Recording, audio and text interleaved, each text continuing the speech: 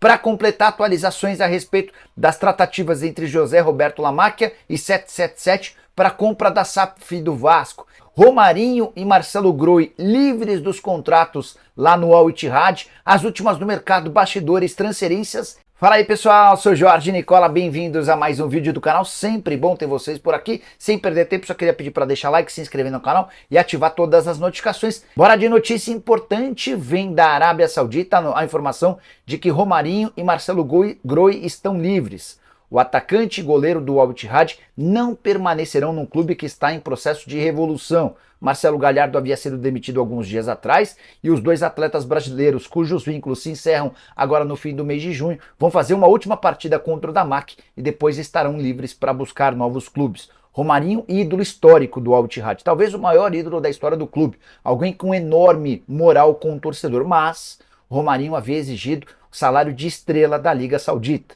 Ele ganha 2,5 milhões de reais por mês no Al Ittihad, contra 90 milhões do Benzema, contra 45 milhões do Kanté, contra 11 milhões do Fabinho. Quando o Romarinho exigiu um salário desse nível, o Al Ittihad disse que não pagaria, Romarinho agradeceu e falou que buscaria outro clube. Ele tem proposta do Corinthians, mas nesse momento está mais inclinado a continuar na Arábia Saudita, ganhando um salário de estrela num rival. Poderia ser no Nasser, no Hilal ou no Ali. São os três clubes que têm capacidade financeira para fazer um investimento desse tamanho. Se as negociações por lá não avançarem, aí sim o Romarinho vai ficar à disposição do futebol brasileiro. Já Marcelo Groi é alguém que é super especulado no futebol brasileiro. Já conversou com o Grêmio, com o São Paulo, entre outros. O problema é a idade, 37 anos, e a condição financeira. Ele gostaria de continuar ganhando acima de 1 milhão de reais por mês. E aí, Romarinho e Marcelo Groi caberiam no seu time? Use o espaço para comentário para contar que time você torce e como é que você operacionalizaria essa negociação. Bora falar agora sobre José Roberto Lamacchia e as tratativas com a 777. Quero contar para vocês que antes mesmo de o Vasco ir à justiça para tirar o poder da SAF da 777, já existiam tratativas entre o Lamacchia e o Josh Vander. Muita coisa aconteceu desde então, com direito ao Josh Vander entregando o seu direito de comandar a 777. A empresa está em processo pré-falimentar. Inclusive foi contratada uma empresa de recuperação judicial lá nos Estados Unidos para tocar a 777. Antes de tudo isso acontecer, o Zé Roberto Lamacchia chegou a fazer uma proposta de algo na casa dos 300 milhões de reais. A 777 pediu um pouco mais. E o negócio parecia caminhar para ser fechado em 450 milhões de reais. Era o que o Lamacchia pagaria a 777 pelos 31% que já são da empresa norte-americana. O Lamacchia se comprometeria a assumir as outras parcelas que ainda faltam, 270 milhões de reais nesse ano, 120 milhões de reais no ano que vem.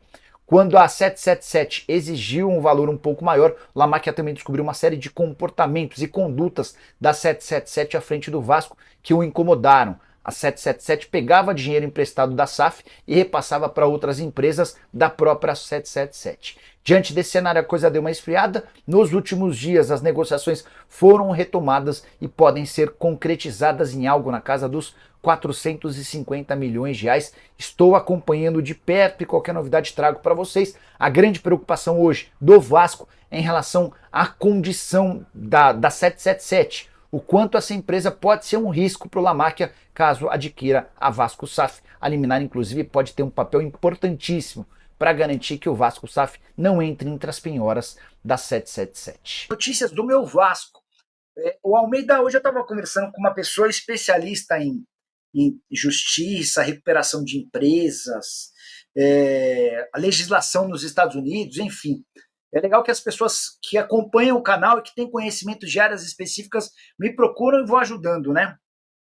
E eu vou até usar o início desse programa para trazer um parecer que me pareceu extremamente importante em meio a muitas críticas ao comportamento do Pedrinho. O Pedrinho, na semana passada, levou a questão envolvendo Vasco e 777 aos tribunais e conseguiu uma liminar permitindo que o Vasco, associação, assumisse o controle da SAF, tirando a 777. Houve até uma nota do pessoal da Liga União Futebol reclamando sobre esse comportamento que causa uma jurisprudência perigosa, uma insegurança nos investidores internacionais. Mas essa pessoa que me procurou, que conhece muito de Vasco, que conhece também a legislação nos Estados Unidos, ela estava contando o seguinte: hoje a 777 praticamente já não existe mais como empresa.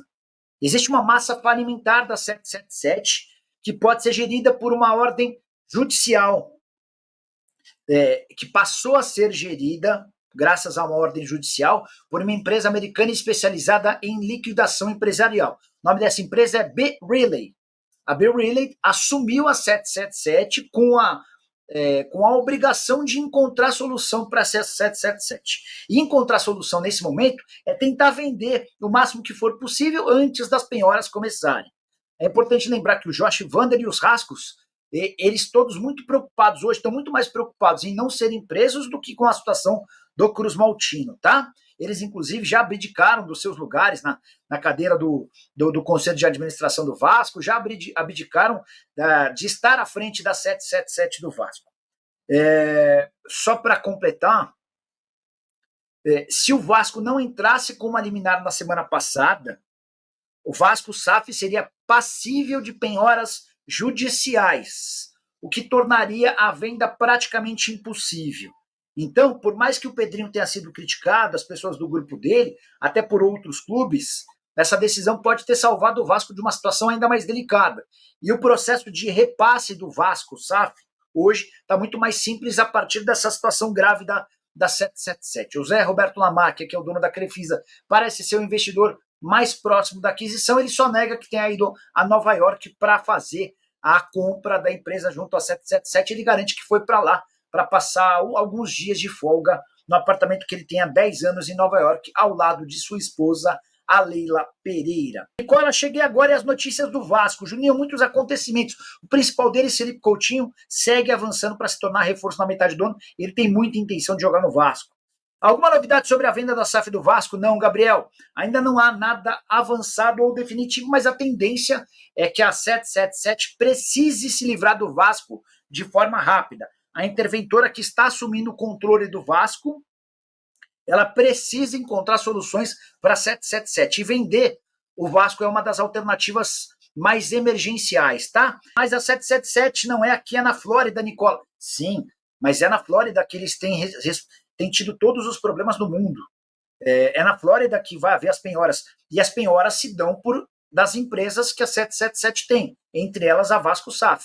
Chegando agora. E o Coutinho no Vasco? Marcos, a coisa está quente. E é legal contar que tanto a SAF quanto a associação tinham negociações com o Coutinho em momentos diferentes. A associação, através do Pedrinho, sempre conversando com o irmão do Coutinho e ouvindo que o Coutinho quer voltar para o Brasil para jogar no Vasco. A 777, por meio do Josh Vander, tentando convencer o Aston Villa a negociar o atleta. A tendência é que ele chegue por empréstimo até dezembro e o Vasco tem a opção de compra com valor já definido, tá? Inclusive a casa do Coutinho no Rio de Janeiro está passando por reformas para receber a família. Fabrício Valentini, boa noite, Nicola. A Crefisa não seremos o time B do Palmeiras. Tem outros interessados na SAF do Vasco? O grupo do Liverpool ainda está querendo? Fabrício, eu não tenho a informação se ainda há interesse da Fenway Sports Group. Imagino que talvez por conta dessa decisão de ir à justiça contra o investidor, isso possa assustar investidores internacionais. Mas em relação à sua preocupação de o Vasco ser tratado como o time B da Crefisa, acho que essa possibilidade inexiste. Porque se de fato o Lamacchia comprar o Vasco, imagino que o Vasco vai ter um papel mais importante do que o Palmeiras. Afinal, o Vasco passa a ser uma propriedade da Leila, mais do que da Leila, do Lamacchia, né? Embora o Lamacchia e a Leila sejam sócios na Crefisa, na FAM e em outras 12 empresas. Eles têm mais de 8 bilhões de reais de fortuna estimada, um casal super conceituado no mercado, que imagino, se comprar o Vasco, vai tentar tratá-lo como um clube especial, mais especial até do que o Palmeiras, né? A investigação dessa venda para 777, feita pelo Salgado, pois parece ser muito suspeita, tendo em vista que a 777 já tinha sido rejeitada por alguns outros clubes, o que é verdade, essa última parte é verdade. É verdade que um oficial de justiça foi barrado de entrar na sede do Vasco SAF?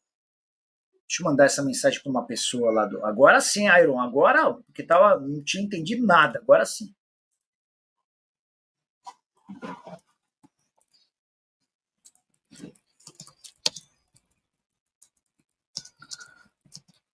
Mandei aqui. se a gente consegue alguma novidade por aqui, tá? Uma nova fornecedora de materiais do Vasco. Alguma informação? Boa noite, Rodrigo. Está sendo debatido para a próxima temporada. O Vasco tem um contrato muito ruim com a Joma, que garante R$ 600 mil fixos por temporada, além de um valor pequeno de royalties. É um valor muito baixo para um clube do tamanho do Vasco, tá? Tá, então, né, família? Ficamos com o nosso giro de notícias aí do Vasco da Gama, informações exclusivas, tragas e atualizadas aí pelo jornalista Jorge Nicola, trazendo informações pra gente de mercado bastidores, muita coisa legal aí a respeito do Vasco da Gama. O Vasco da Gama que joga daqui a pouco aí contra o Fortaleza em São Januário, jogo lotado, estádio lotado. Pra mim o Vasco ganha esse jogo aí 2-0, tá? O Vasco ganha de 2-0, o Vasco vai pra cima e creio que o Vasco vai aí sobressair, porque o Vasco precisa, porque o Vasco tem que jogar bem. Os bastidores do Vasco tá complicado, mas o time tem que jogar bem. E apesar que essas coisas afetam, né? Porque já atrasa o salário, o pessoal fica indeciso se vai vender ou não, eles não sabem qual é o futuro deles. Enfim, o vídeo de hoje foi esse, espero que você tenha gostado. Deixa aí o palpite do jogo de hoje, não esquece de deixar like, se inscrever no canal. E tamo junto, forte abraço. Até o vídeo de manhã, da manhã cedo, valeu? Ah, não, tem um pós-jogo hoje, valeu? Um grande abraço, fui, tchau, tchau.